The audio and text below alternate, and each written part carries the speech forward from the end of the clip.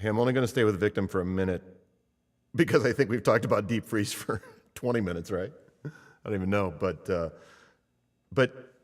talk to me, and I'm so going back to women with the strength, right?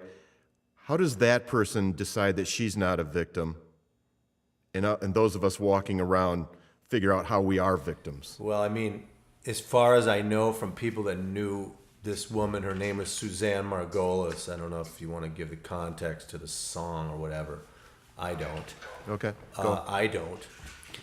When I met this woman, she had ALS, and she was, sort of in her last gasp with mobility, and she couldn't speak. She had to use a device to choose letters with her eyebrow. She had lost all movement. But from what I know from people that knew her, she was a kick-ass woman from the get-go. So she wasn't.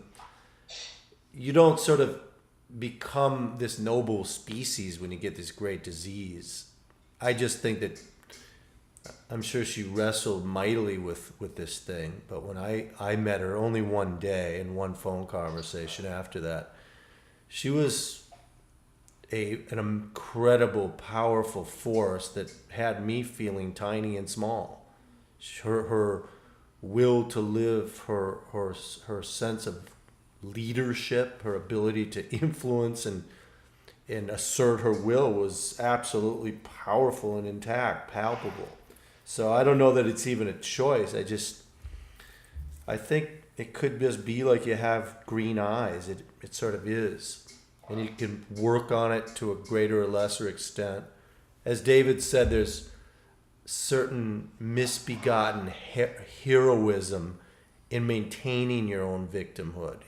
Everyone sees themselves as a hero, even the victim. There's a sense of being a righteous martyr.